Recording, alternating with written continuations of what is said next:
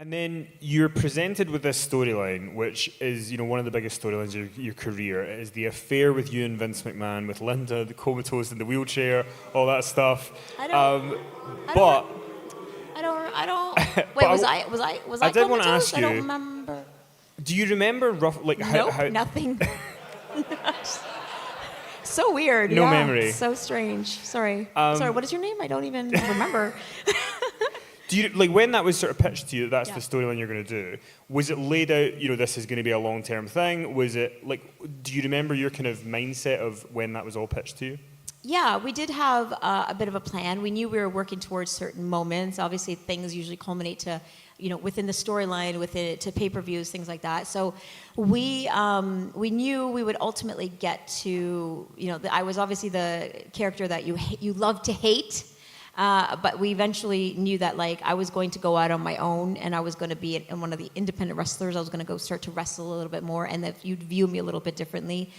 So we knew we were crafting the storyline to kind of get me out of the heel of it all, the bad guy, the bad girl, and we did some stuff that really got me there. And that brings us to the match with Stephanie Yeah. at No Way Out 2001.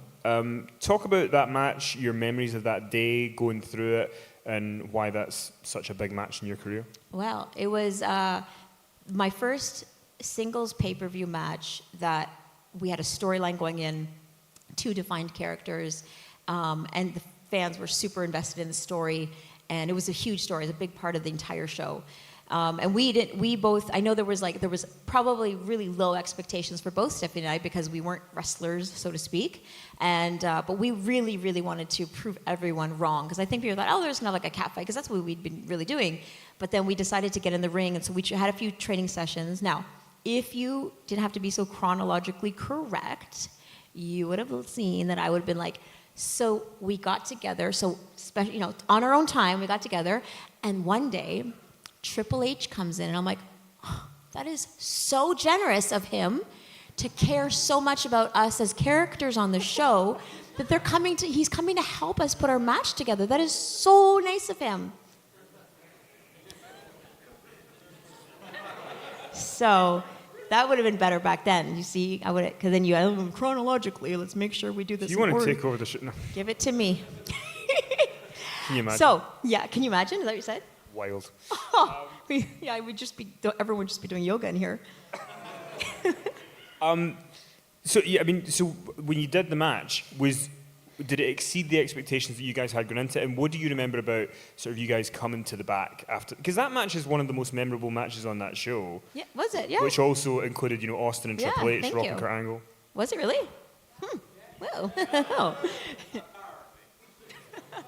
It was, yeah. I think it exceeded expectations because the expectations were really low. I don't know what people thought. We were just gonna roll around and fight, do cat fighting and stuff like that. So when we went out, we busted out some moves. We worked. We had the character work, and it had the story behind it, so fans were into it. It was great. When you have 2 defined, a defined babyface, a defined heel, it really makes for an amazing match, obviously, and great storytelling, which I'm just a huge fan of. And so, yeah, we were super proud of that, very proud of that match. And everyone was really, really proud of us as well because, as I said, we weren't traditional wrestlers. We weren't they knew we could kind of wrestle.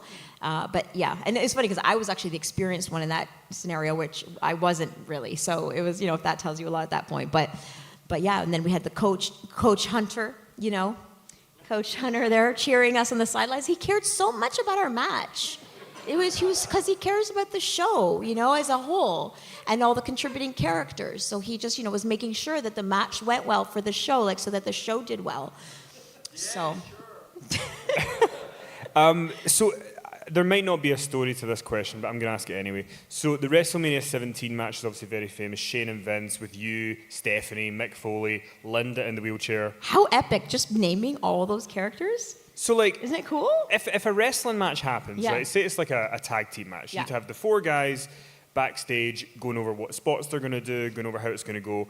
What is the layout for that match? That's so funny. Okay, so you have Linda sitting in her chair. So I was thinking of doing this. Wait. Or. Which one do you like better? Which one? And I'm like, okay. I think if you do the first one, but you put your head, if you like, maybe if you drool, would you drool? Are you willing to drool? Vince would love if you drool. Would you drool? And then she did, and because she was so committed to the character. So that it is a funny scenario, like picturing all these people putting together their moments, and yeah, I don't recall it at all, but I bet you it was funny.